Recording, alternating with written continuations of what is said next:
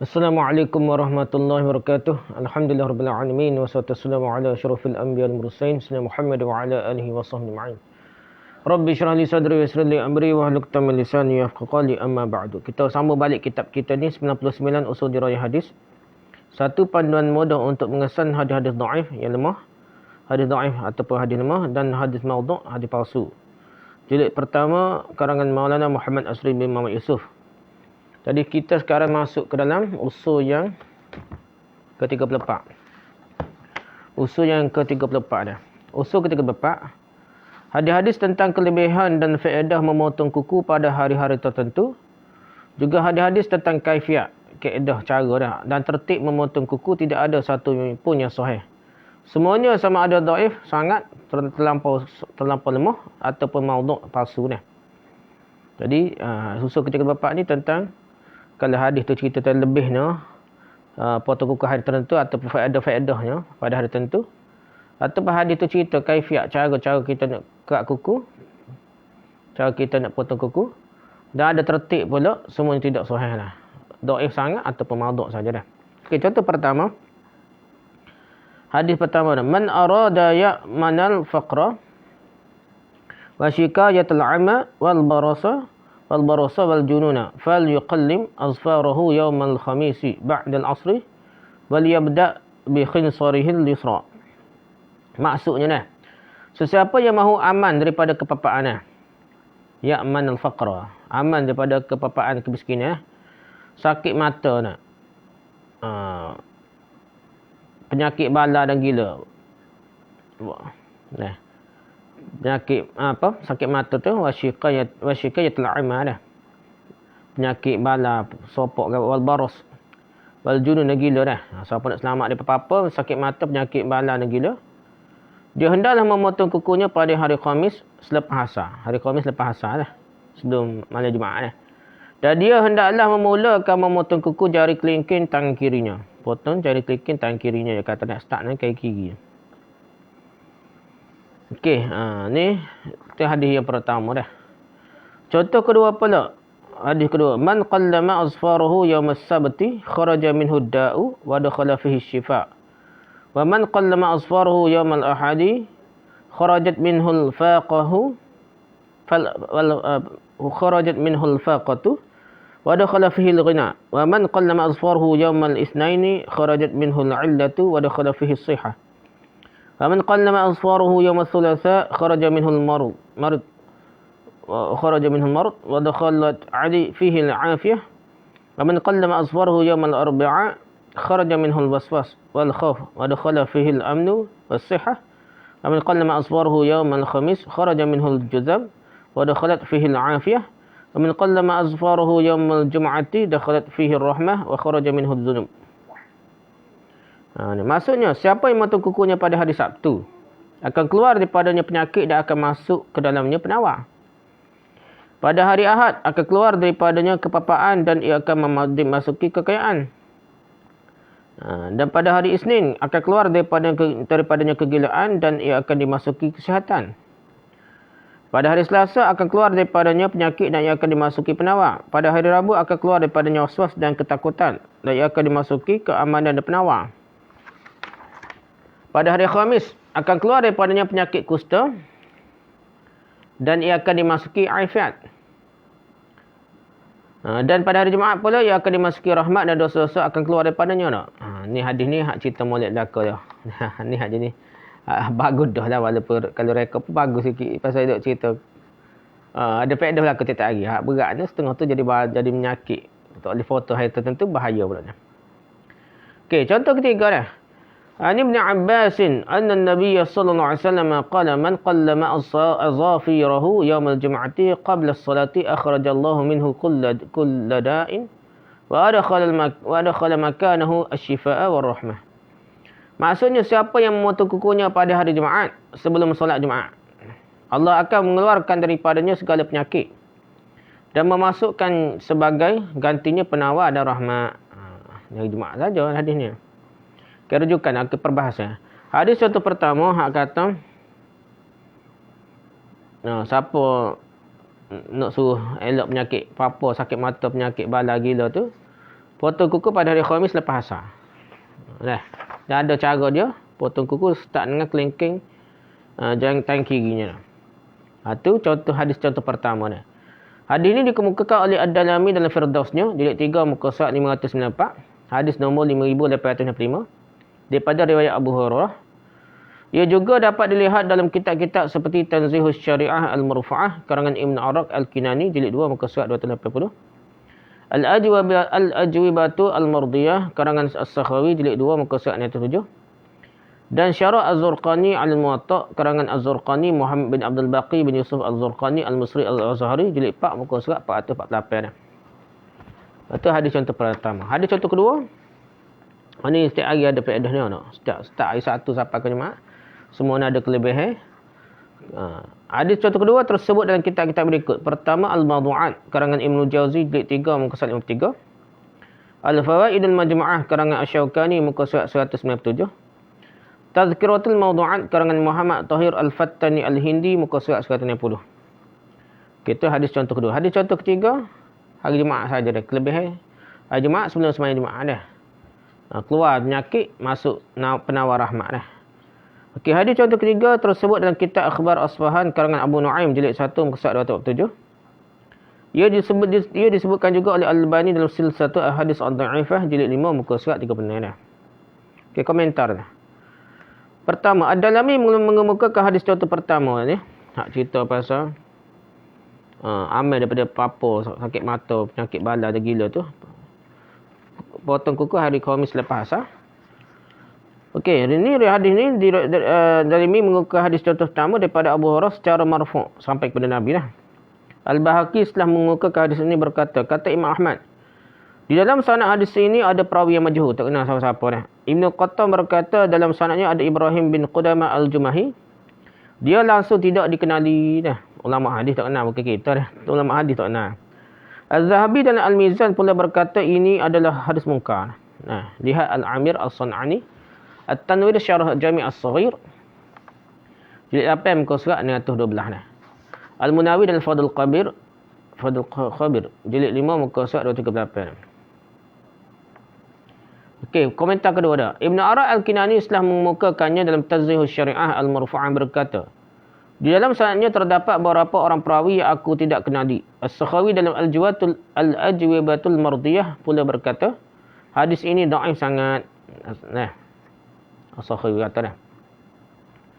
Lepas tu dalam sanadnya ada orang yang aku tidak kenali, tak kenal siapa-siapa.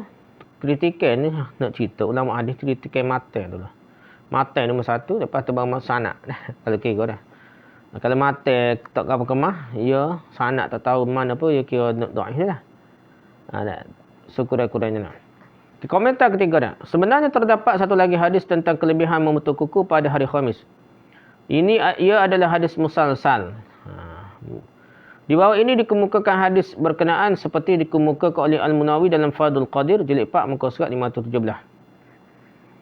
Dah, ni karangan Munawi dah. Fadul Qadir. Okey, ia kata akhbarani bihi walidi wa ra'aituhu yaqlamu azfarahu yawm al-khamis. Qala akhbarani asy-syekh Mu'adz wa ra'aituhu yaqlamu azfarahu yawm al-khamis.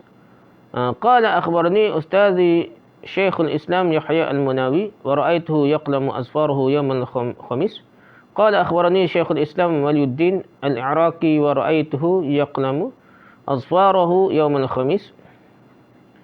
Qala akhbarani walladhi ra'aituhu yaqlamu azfarahu yawm al-khamis. Qala akhbarani Abu al-Abbas Ahmad Al-Harali wa ra'aituhu yaqlamu azfarahu yawm al-khamis. Qala ana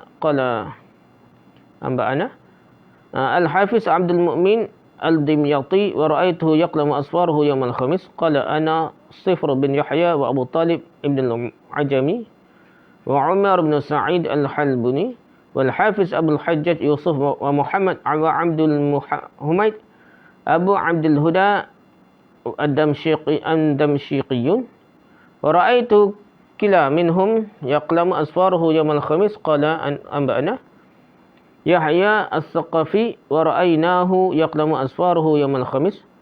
Qala anba'ana jaddi li Abi Abul Qasim Ismail bin Muhammad bin Al-Fadal ورأيته يقلم أظفاره يوم الخميس قال رأيت الإمام أبا محمد الحسن بن السمرقندي يقلم أظفاره يوم الخميس قال رأيت الإمام أبا حفص المستغفري وهو يقلم أظفاره يوم الخميس قال رأيت الإمام أبا جعفر المقي يقلم أظفاره يوم الخميس قال رأيت الإمام إسماعيل المروزي بها يقلم أظفاره يوم الخميس قال رأيت الإمام أبا بكر محمد النيسابوري يقلم أظفاره يوم الخميس قال رأيت الفضل بن عباس الكوفي يقلم أظفاره يوم الخميس قال رأيت الحسين بن هارون الضبي يقلم أظفاره يوم الخميس قال رأيت عمر بن الحفص يقلم أظفاره يوم الخميس قال رأيت جعفر بن محمد يقلم أظفاره يوم الخميس قال رأيت علي بن حسن يقلم أظفاره يوم الخميس وقال رأيت عليا رضي الله تعالى عنه يقلم أظفاره يوم الخميس وقال رأيت رسول الله صلى الله عليه وسلم يقلم أظفاره يوم الخميس قال يا علي قص الظفر ونتف الإبط وحلق العنة يوم الخميس والغسل والطيب واللباس يوم الجمعة. Okey, hadis ni panjang sikit. Dia kata kepada, maksudnya Ali bin Husain, panjang-panjang ni baca ngalah. Ali bin Husain berkata, aku melihat Ali bin Abi Talib ketika sedang memotong kukunya pada hari Khamis berkata, aku melihat Rasulullah SAW ketika sedang memotong kukunya pada hari Khamis bersabda, wahai Ali, potonglah kuku, cabut bulu ketiak dan cukur bulu ari-ari pada hari Khamis. Mandi wajib pakai wangian dan pakai pakaian baharu pada hari Jumaat. Ada hari Khamis, potong kuku, cabut bulu ketiak, cukur bulu ari hari Khamis. Mandi wajib pakai wangian, dan pakai pakaian baru pada hari Jumaat. Dibagi. Hadis ini terkenal dengan hadis musalsal dengan kata setiap seorang perawinya yaqlamu asfarahu yaumal khamis. Ini hadis musalsal, dia tengok perbuatan lah. Gege dulu. Syekh Nuruddin Al-Banjari dia musalsal musafahah. Kata orang ni tengok dia satu tangan ni sini bersama-sama siapa ke Nabi dah. Dia musalsal musafahah. Maksud banyak hadis musalsal ni masalah ni. Ni tak tahu sekarang mana masalah ni. Okey, ia sama-sama. Ceritanya bersama-sama dah. Ia diriwayatkan oleh Abu Qasim At-Tamimi dalam juzuk Fihi Ahadits Al-Musalsalat jilid 1 muka surat 2. Abdullah bin Abil Fatah Al-Juwaini dalam Al-Musalsalat jilid 1 muka surat 16. Al-Dalami dalam Musnad Al-Firdaus jilid 3 muka surat 231. Al-Murtada Az-Zabidi dalam Ittihaf As-Sadatul Muttaqin jilid 2 muka surat 414. Menerusi saluran Abdullah bin Musa bin Al-Hasan, katanya, aku melihat Al-Fadl bin Abbas Al-Kufi. Katanya, aku melihat Al-Husain bin Harun Ad-Dabbi. Katanya, aku melihat Umar bin Hafs bin Qiyas berkata. Aku melihat ayahku berkata. Aku melihat Ja'far bin Muhammad berkata. Aku melihat ayahku berkatanya. Aku melihat ayahku Husain bin Ali. Katanya, aku melihat ayahku Ali bin Abi Talib memotong kukunya pada hari Khamis. Bila berkata, aku melihat Rasulullah SAW memotong kukunya pada hari Khamis dan seterusnya. Hafiz bin Hajar dalam Fathul Bari jilid 10 muka surat 346 berkata, ia diriwayatkan oleh Al-Mustaghfiri dengan sanad yang majhul. Sanad ni panjang nampak tapi tak tahu siapa dah. Az-Zabidi menukilkan daripada Hafiz bin Hajar bahawa beliau berkata dalam kitab Al-Jawahirul Mukallalah, ini adalah hadis dhaif. Abdullah bin Musa iaitu Abul Hasan Aslami bersendirian dalam meriwayatkannya. Abu Abdullah Ibn Mandah berpandangan tidak baik terhadapnya dah, terhadap Abdullah bin Musa ni. Ataupun Abul Hasan Aslami ni. Kata Al-Hakim, dia menulis hadis daripada semua orang, termasuk daripada perawi-perawi majhul dan ahli-ahli ibadah. Dalam riwayat-riwayatnya, sebagaimana kata Al-Khatib, terdapat banyak sekali perkara-perkara yang pelik, mungkar dan ganjil ni. Hadis Abdullah bin Musa ni. Ataupun Abul Hasan Aslami ni banyak pelik, mungkar dan ganjil. Okay, Hafiz Az-Zahabi. Hafiz Az-Zahabi menulis hadis mungkar di muka hadapan kitab Musalsalat karangan At-Tamimi. Ia menunjukkan hadis-hadis yang terdapat dalamnya adalah dhaif dan tidak sahih. Nah, hadis mungkar di depan muka surat kitab Musalsalat karya Tamimi ni. Sebenarnya tidak ada seorang pun ahli hadis yang tidak mengatakan hadis ini sekurang-kurangnya dhaif. Jadi ahli hadis paling kurang akan kata dhaif. Tidak apa so. Hadis ini selain menepati usul ke-34 yang sedang kita bicarakan sekarang, ia juga menepati usul ke-13, iaitu hadis-hadis yang bermula dengan seruan ya Ali, maudhu' atau dhaif. Semuanya kecuali hadis ya Ali anta minni bimanzilati Harun min Musa ila annahu la nabiyya ba'di. Tu hadis tu saja yang sahih. Engkau ni bagiku seperti kedudukan Harun bagi Musa dah. Ya Ali, guna ya Ali depan. Bukankah hadis ni dimulakan dengan surah Ali? Hadis ni yang Ali. Nah, dan hadis yang Ali ni kebanyakan maudhu' palsu dah. Ingatlah apa kata Hafiz Ibn Hajar tentang perkara ini. Hafiz Ibn Hajar sendiri kata apa? Walam yathbut fi istihbabi qassi az-zufri yawm al-khamis hadithun. Wa kadza lam yathbut fihi fi kaifiyatihi syai'un wala fi ta'yini yawmin lahu 'an isnanin Nabi sallallahu alaihi wasallam. Maksudnya tidak sabit, tidak sahih satu pun hadis tentang keelokan kebagusan memotong kuku pada hari Khamis.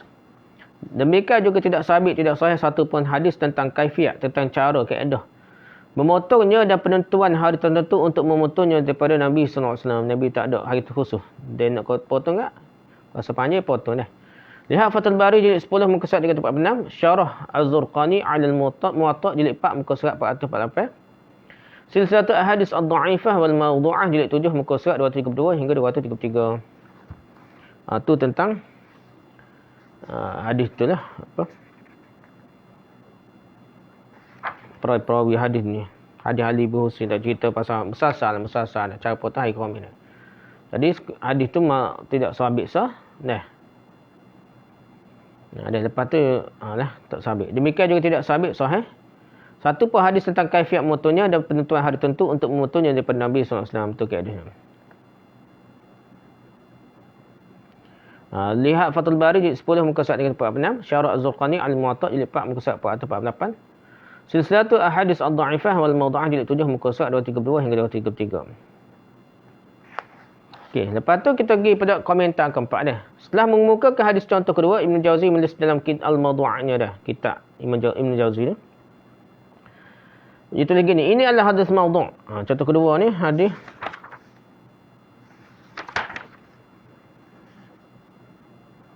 terpenawar dah. Setiap hari tu ada faedah. Ada buah penyakit, ada penawar dah. Ibn Jauzi menulis dalam Al-Mawdu'ahnya sebegini dah. Ini adalah hadis maudhu'. Ia telah direka atas nama Rasulullah sallallahu alaihi wasallam.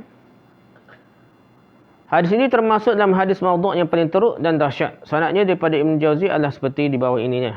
Anba'ana al-Mubarak bin Ali as-Sadafi qala anba'ana Sa'dullah bin Ali bin Ayyub qala anba'ana Hanad bin Ibrahim qala anba'ana Ismail bin Muhammad bin Ali al-Bukhari qala hadatsana Muhammad bin Nasr bin Khalaf hadatsana Yusuf qala hadatsana Saif bin Hafs as-Samarqandi qala hadatsana Ali bin Husain qala hadatsana Hasan bin Syabal qala anba'ana al-Fadl bin Khalid an-Nahwi an Abi Ismah Nuh bin Abi Maryam an Ata an Abi Hurairah qala Rasulullah sallallahu alaihi wasallam. Itu sanadnya dah. Kata Ibn Jauzi dalamnya terdapat perawi-perawi majhul dan dhaif. Di permulaannya ada Hanad, ia tidak dianggap sahih, tidak dianggap thiqah. Di akhirnya pula ada Nuh bin Maryam, terkenal lah pendusta mereka dia. Kata Yahya dia dhaif dan hadisnya tidak boleh tulis. Itu kata Yahya. Kata Asadi hadisnya gugur tidak mu'tabar. Lihat Ibn Jauzi Al-Mawdu'at jilid 3 muka surat 53. Nuh yang dimasukkan oleh Ibn Jauzi itu ialah Abu Ismah Nuh bin Abi Maryam. Imam Muslim, Abu Hatim An-Nasa'i, Daraqutni dan lain mengatakan Nuh adalah perawi matrukul hadis. Yang tidak boleh terima riwayatnya dan ada kata tertuduh yang mendustakan dia. Ahmad Bukhari pula berkata dia perawi mungkarul hadis. Ibn Barak, Hakim dan lain bahkan mengatakan Nuh adalah salah seorang perekat hadisnya. Jadi Ibn Barak, Hakim, dia kata Nuh bin Abi Maryam ni adalah perekat hadis. Dah. Kalau perekat hadis ni palsu dah. Terai lah tak? Okey, komentar kelima dah. Asyuti dan Asy-Syaukani juga sama seperti Ibn Jauzi menghukum hadis contoh kedua sebagai hadis maudhu'. Kata Asyuti, Abu Ismah dan Hanad adalah dua orang perekat hadis. Abu Ismah dan Hanad, dua perekat hadis dalam hadis ni. Di antara mereka berdua terdapat beberapa perawi yang majhul dan dhaif. Di dalam isnad dalam tidak ada Hanad. Ini bermakna Abu Ismah sajalah punca masalahnya. Lihat Asyuti dalam Al-La'ali'ul Masnu'ah jilid 2 muka surat 207, Asy-Syaukani Al-Fawaidul Majmu'ah muka surat 197. Okey, komentar ke-6 dah. Hadis contoh ketiga diriwayatkan oleh Abu Nu'aim dalam Akhbar Asfahan jilid 1 muka surat 247. Contoh ketiga tu cerita hadis kerak kekeh hari Jumaat saja dah. Sebelum sembahyang Jumaat lah, hari Jumaat sebelum sembahyang Jumaat. Keluar segala penyakit, masuk segala penawar. Hadis contoh ketiga diriwayatkan oleh Abu Nu'aim dalam Akhbar Asfahan jilid 1 muka surat 247. Beliau meriwayatkannya daripada Abu Daud katanya Talhah bin Amr Meriwayatkan kepada kami daripada Atha daripada Ibn Abbas secara marfu'. Secara sambung lah sanad dia kepada Nabi dah. Sanad ini sangat dhaif. Tapi masalah sanad ni walaupun marfu' sampai ke Nabi tapi sangat dhaif sanadnya. Talhah adalah perawi matruk yang ditinggalkan dan ia tertuduh mereka hadis. Jadi beratlah Talhah ni dalam perawi itu adalah perawi matruk dan ia tertuduh mereka hadis. Okay, komentar ketujuh. Terdapat satu lagi hadis lain maknanya lebih kurang sama dengan hadis contoh ketiga yang diberikan di atas. Ia diriwayatkan daripada Aisyah oleh At-Tabarani dalam Mu'jam Al-Awsat dia. Di bawah ini dikemukakan hadis berkenaan. Haddatsna Abdurrahman bin Salmin qala anba'ana Ahmad bin Thabit Farkhawih Ar-Razi qala anba'ana Al-Ala bin Hilal Ar-Raqi qala anba'ana Yazid bin Zurai' an Ayyub an ibni Abi Mulaikah an Aisyah qalat qala Rasulullah sallallahu alaihi wasallam man qallama azfarahu yaumal jum'ati wa qiya min as-su'i ila misliha. Maksudnya Aisyah meriwayatkan katanya Rasulullah sallallahu alaihi wasallam bersabda, sesiapa yang memotong kukunya pada hari Jumaat, ia akan terpelihara daripada keburukan hinggalah ke hari Jumaat berikutnya. Dia terpelihara dari benda buruk dah. Hadis At-Tabarani dalam Al-Mu'jam Al-Awsat jilid 5 muka surat 45. Okay, dalam isnadnya terdapat perawi bernama Ahmad bin Thabit Farkhawih Ar-Razi. Dia bersendirian dalam meriwayatkan hadis ini. Sedangkan dia perawi pendusta besar. Masalah pendusta besar juga. Ahmad bin Thabit Farkhawih Ar-Razi. Ahmad bin Thabit Farkhawih Ar-Razi itu pendusta besar. Kata Ibn Abi Hatim, aku mendengar Abu Abbas bin Abi Abdullah At-Tabarani berkata, mereka tidak meragui Farkhawih sebagai perawi pendusta besar. Tak ada ragu ulama-ulama hadis.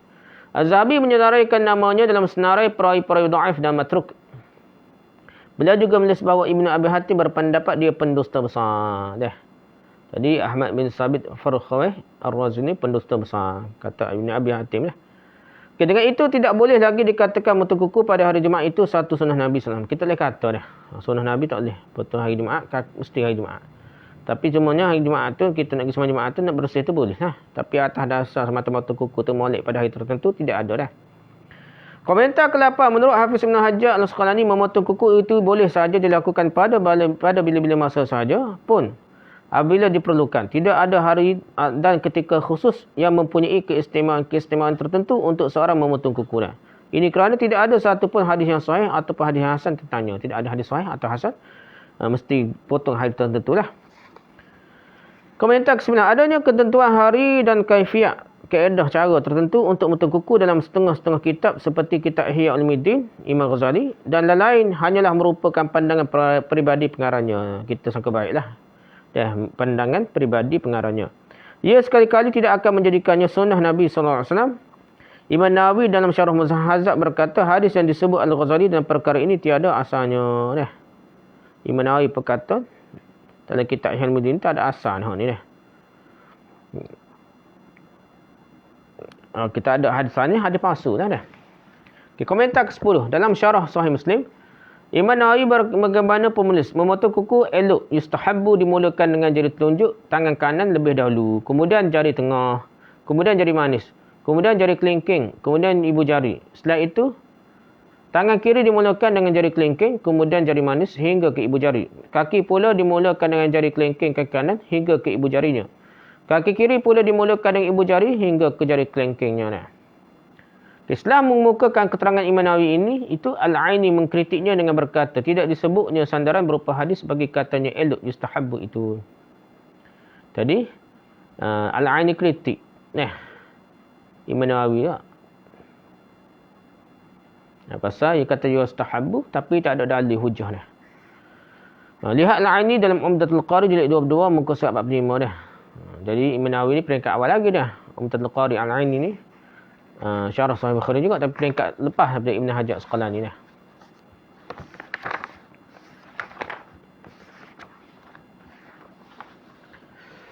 Okay, usul ke-35 dah. Usul ke-35 tidak ada satu pun hadis yang sahih ataupun hadis yang hasan tentang kelebihan sembahyang sunat yang khusus dengan kaifiat dan cara-cara tertentu dan bacaan tertentu pada tiap-tiap hari atau tiap-tiap malam dalam seminggu. Kalau ada pun hanyalah hadis maudhu', hadis palsu saja yang ada dah. Jadi tak ada hadis cerita cara sunat khusus kaifiat tertentu dah. Okay, contoh pertama dah. Man shalla lailatas sabti 4 raka'atin yaqra'u fi kulli raka'atin Fatihatul kitab marratan wa qul huwallahu ahad khamsan wa 20 marratan harramallahu jasadahu 'alan nar. Maksudnya siapa yang mengerjakan 4 rakaat solat pada malam Sabtu, dalam setiap rakaatnya ia membaca Fatihatul kitab 1 kali dan qul huwallahu ahad sebanyak 25 kali, Allah akan mengharamkan jasadnya kepada neraka. Ada. Contoh kedua dah. Tu hadis contoh pertama. Contoh kedua, man shalla lailatul ahad 4 raka'atin yaqra'u fi kulli raka'atin Fatihatul kitab wa 15 marratan qul huwallahu ahad. A'tahu Allahu yawmal qiyamati thawaba man yaqra'ul Qur'ana 10 marratin wa 'amila bima fil Qur'an wa yakhruju yawmal qiyamati min qabrihi wa wajhahu mislul qamar lailatul badri wa yu'tihi Allahu bi kulli raka'atin alfa madinatin min lu'lu'.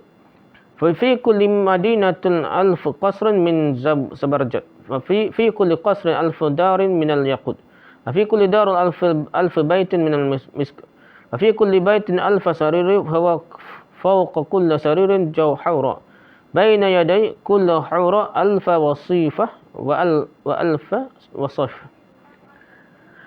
Maksudnya siapa yang mengerjakan 4 rakaat solat pada malam Ahad, ia membaca pada setiap rakaatnya Fatihatul kitab dan 15 kali qul huwallahu ahad, Allah akan memberikan kepadanya pada hari kiamat nanti pahala orang yang membaca Al-Quran sebanyak 10 kali. Kita baca Fatihah kitab dan 15 qul huwallahu ahad. Jadi Allah akan memberikan padanya pada hari kiamat nanti pahala orang yang membaca Quran sebanyak 10 kali dan pahala orang beramal dengan kandungan Al-Quran pun boleh juga pahala dia. Pada hari kiamat nanti ia akan keluar dari kuburnya dalam keadaan wajahnya seperti bulan pada malam purnama. Allah akan memberikan kepadanya dengan setiap rakaat yang dikerjakannya 1000 bandar dari mutiara. Dalam setiap bandar itu ada 1000 istana dari zabarjad. Dalam setiap istana ada 1000 rumah daripada yakut permata delima. Dalam setiap rumah ada bilik besar daripada kasturi. Dalam setiap bilik besar itu pula ada 1000 katil. Di atas setiap katil ada seorang bidadari. Dan di hadapan setiap orang bidadari pula ada 1000 dayan dan 1000 pelayan. Dia kata gitulah hadis ni. Okey, contoh ketiga. Tu contoh kedua dah. Contoh ketiga hadis. Ruwiya Abu Idris Al-Khawlani an Mu'az man salla yawm al-arbi'a 12 raka'atan 'inda irtifa'in nahar.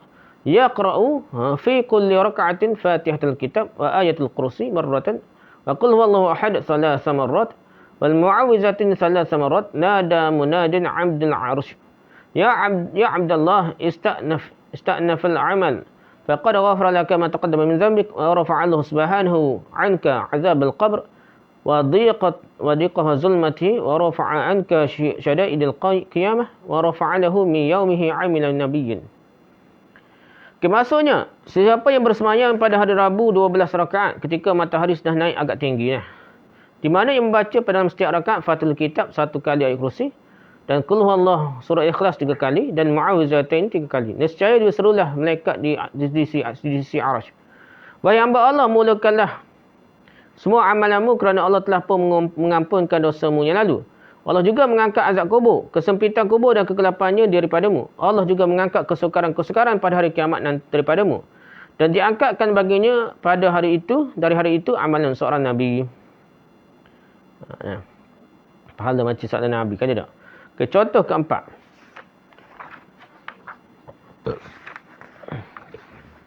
Contoh keempat. An Ikrimah an Ibn Abbas man salla yawm al-khamis baina az-zuhri wal 'asri raka'atain yaqra'u fil ula Fatihatul kitab wa ayatul kursi 100 marratan wa fi tsaniyati Fatihatul kitab wa qul huwallahu ahad 100 marratin wa yusalli ala Muhammad 100 marratan a'tahu Allah thawaba man sama Rajab wa Sya'ban Ramadan wa kana lahu min ath-thawab mislu hajjil bait wa kataba lahu bi 'adadi kullu man amana billahi subhanahu wa tawakkala 'alaihi hasanah.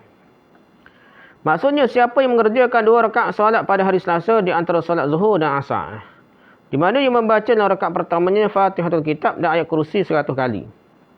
Dalam rakaat kedua pula yang membaca Fatihatul kitab dan qul huwallahu surah ikhlas 100 kali. Dan berselawat pula kepada Muhammad 100 kali. Allah mengurniakan kepadanya pahala orang yang berpuasa bulan Rajab, Syaban dan Ramadan. Dia juga mendapatkan pahala seperti orang yang mengerjakan haji ke Baitullah. Ditulis juga baginya kebajikan sebanyak bilangan orang yang berihram, orang yang beriman kepada Allah SWT dan bertawakal kepadanya. Itu hadisnya. Keempat. Okey, rujukan. Hadis contoh pertama. Hak kata 4 rakaat solat pada malam Sabtu, setiap rakaat Fatihah kitab, lepas tu qul huwallahu ahad. Baca qul huwallahu sebanyak 25 kali. Mengharamkan jasadnya neraka. Ini contoh pertama terdapat dalam Mawdu'at Ibn Jauzi jilid 2 muka surat 13. Al-Fawaid al-Majmu'ah karangan Asy-Syaukani muka surat 4. Tanzihus Syariah al-Marfu'ah Ibn Arad al-Kinani jilid 2 muka surat 3. Al-La'ali al-Masnu'ah As-Suti jilid 2 muka surat 40 hingga 41. Al-Asrar al-Marfu'ah al-Nawawi muka surat 48. Hadis ini diriwayatkan oleh Al-Zawzakani daripada Anas secara marfu'. Okey, hadis contoh kedua terdapat dalam Mawdu'at karangan Ibn Jauzi. Contoh kedua mana? Contoh kedua kata baca Fatihah dan qul huwallahu 15 kali. Seolah dia baca Quran khatam 10 kali dah. Okey, hadis contoh yang kedua ni terdapat dalam Mawdu'at karangan Ibn Jauzi jilid 2 muka surat 115 dan Al-Adil Masnu'ah karangan Suyuti jilid 2 muka surat 42. Al-Manarul Munif karangan Ibn Qayyim muka surat 48. Tanzihus Syariah al-Marfu'ah karangan Ibn Arad al-Kinani jilid 2 muka surat 44. Kashful Khafa karangan Al-Jaluni jilid 2 muka surat 58. Al-Fawaid al-Majmu'ah Asy-Syaukani muka surat 44. Asar al-Marfu'ah karangan Al-Luqnawi muka surat 49. Asnal Matalib karangan Muhammad bin Muhammad Darwish muka surat 274. Takhrij Ahadits Ihya Ulumuddin karangan Al-Iraqi Ibn Subki dan Az-Zabidi jilid 2 jilid 1 muka surat 493. Al-Lu'lul Masnu' karangan Muhammad bin Khalil bin Ibrahim Al-Mashishi At-Tarabulsi muka surat 109. Banyak rujukan dah. Okey, hadis contoh ketiga.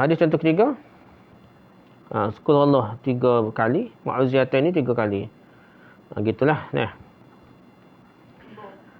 Okey, hadis contoh ketiga terdapat dalam Ihya Ulumuddin karangan Imam Ghazali jilid 1 muka surat 335. Qutul Qulub karangan Abu Talib Muhammad bin Ali bin Atiyah Al-Harithi Al-Maki jilid 1 muka surat 53. Hak inilah kita asal sebelum Imam Ghazali buat syarah. Jadi kitab Ihya Ulumuddin. Kitab ketiga Al-Ghunyah li Talibi Tariq Al-Haq karangan Syekh Abdul Qadir Al-Jalani jilid 2 muka surat 237 hingga 238. Dan Al-Athar Al-Marfu'ah karangan Al-Luqnawi muka surat 54. Okey, hadis contoh keempat. Solat 2 rakaat hari Selasa di antara solat Zuhur dan Asar. Baca panjang lah. Jadi hadis ini terdapat dalam Qutul Qulub karangan Abu Talib Muhammad bin Ali bin Atiyah Al-Harithi Al-Makki jilid 1 muka surat 54. Ihya Ulumuddin karangan Imam Ghazali jilid 1 muka surat 335. Al-Ghunyah li Talibil Tariq Al-Haq karangan Syekh Abdul Qadir Al-Jilani jilid 2 muka surat 238. Al-Athar Al-Marfu'ah karangan Al-Luqnawi muka surat 55. Okey, komentar. Pertama, hadis contoh 1 diriwayatkan oleh Al-Zawzakani daripada Anas secara marfu'. Siapa ke Nabi lah. Cerita pasal. Malam 1 dah. Lepas tu keluar Allah sebanyak 25 kali dah. Tu hadis. Okey, dia kata Zawzakani kata daripada Anas secara marfu', ia adalah satu hadis maudhu'. Dia kata hadis maudhu' Zawzakani. Perawi-perawi dalam sanad isnadnya terdiri daripada orang-orang majhul dan matruk. Ibn Jauzi setelah mengemukakannya bersama sanadnya berkata, ini adalah hadis yang tiada asalnya. Ibn Jauzi berkata tak ada asal, dia palsu. Okay, kebanyakan perawi-perawinya majhul. Yazid Ar-Raqashi da'if. Al-Haytham pula matruk. Al-Humaydi berkata Bishr bin As-Sari tidak halal ditulis sesuatu daripadanya. Ahmad bin Abdullah yang tersebut dalam sanadnya adalah Al-Juwaybari, seorang pendusta besar dan pereka hadis. As-Suti juga memperakui apa yang telah disebutkan oleh Ibn Jauzi itu. Okey, komentar kedua. Hadis contoh kedua juga maudhu'. Hadis kedua ni setiap hari ada faedah dia, tolak bala. Hadis contoh kedua juga maudhu'. Dalam isnadnya ada berapa orang perawi majhul. Ibn Jauzi setelah mengemukakan berkata ini adalah hadis maudhu', hadis palsu. Isnadnya gelap dan kebanyakan perawinya majhul. Kata Yahya Salamah bin Wardin dhaif. Ahmad berkata ia perawi mungkarul hadis. Ibn Hibban pula berkata ia tidak boleh dijadikan hujah. Itu contoh kedua. Okey. Poin ketiga, perkara ketiga dah. Setelah mengemukakan hadis contoh ketiga, Al-Iraqi dalam takhrij hadis Ihya-nya menulis, ia diriwayatkan oleh Abu Musa Al-Maldini. Katanya perawi-perawinya siqat, padahal ia adalah hadis murakkab. Hadis yang sanadnya direka dan diada-adakan. Hadis murakkab ni. Okey, Al-Iraqi berkata lagi, dalam sanadnya terdapat Ibn Humaid yang tidak disebutkan namanya. Dia adalah Muhammad bin Humaid Ar-Razi, salah seorang pendusta besar. Ibn Humaid ni juga pendusta besar lah. Muhammad bin Humaid Ar-Razi adalah seorang perawi yang banyak meriwayatkan hadis-hadis yang munkar. Demikian kata Ya'qub bin Syaibah. Bukhari berkata tentangnya fihi nazar, dan An-Nasai pula berkata ia tidak siqah. Abu Zur'ah mengatakan dia perawi pendusta. Salih Jazarah pula berkata tidak pernah aku melihat orang yang lebih pandai berdusta daripadanya. Takhrij hadis Ihya Ulumuddin jilid 1 muka surat 488. Okey, komentar keempat. Setelah mengemukakan hadis contoh keempat, Al-Iraqi dalam kitab takhrij hadis Ihya-nya menulis, ia diriwayatkan oleh Abu Musa Al-Madini dengan sanad yang sangat lemah. Takhrij hadis Ihya Ulumuddin jilid 1 muka surat 488. Okey, komentar kelima dah. Kesimpulannya ialah keempat-empat hadis yang dikemukakan sebagai contoh untuk usul ke-35 itu adalah maudhu' semua sekali dah. Demikian juga dengan hadis-hadis lain yang termasuk di bawah usul ini. Tidak terdapatnya, komentar ke-6, tidak terdapatnya hadis-hadis seperti itu dalam kitab-kitab hadis yang muktabar pun sudah cukup membuktikan ia tidak berasal dan tidak berasas dan tidak berasal. Tak ada asal, palsu lah. Tambahan pula ia hanya tersebut dalam kitab-kitab yang mengumpulkan hadis-hadis maudhu' saja. Ada kitab-kitab itu memang khusus untuk hadis palsu. Komentar ketujuh. Adanya hadis-hadis seperti itu dalam kitab-kitab tokoh-tokoh sufi terkenal seperti Imam Ghazali, Syekh Abdul Qadir Al-Jilani dan lain-lain tidak akan menjadikannya sahih. Bahkan tidak pelik jika ia tersebut dalam kitab-kitab tasawuf. Kerana hampir-hampir tidak wujud kitab tasawuf yang bersih daripada hadis maudhu' ni. Tak kira lah. Dia masuk kitab tasawuf ni. Tasawuf sendiri masalahnya. Ini adalah satu kenyataan. Kerana itu para ulama hadis menegaskan bahawa sesungguhnya hadis-hadis tentang solat seperti itu maudhu'. Walaupun ia disebutkan oleh sekumpulan orang sufi dah. Lihat Al-Luqnawi dalam Al-Athar Al-Marfu'ah muka surat 9. Al-Ajalani pula berkata, janganlah seorang terpedaya kerana idea ada tersebut dalam kitab Qutul Qulub, Ihya Ulumuddin, Tafsir As-Sa'labi dan lain. Dirujuk Kashful Khafat jilid 2 muka surat 507 dah. Jangan terpedaya lah. Jadi tidak mesti kena bunuh dah. Tapi dia kena sapa maklumat dah. Okay, komentar ke-8. Apa terkandung dalam hadis-hadis ini itu juga jelas membuktikan kepalsuannya. Jadi hadis tu terbukti kepalsuannya. 3-4 contoh hadis. Habislah usul ke-35. Wallahu a'lam. Subhanakallahumma hamdika subhanaka hamdika asyhadu an la ilaha illa anta astaghfiruka wa atubu ilaik. Assalamualaikum warahmatullahi wabarakatuh.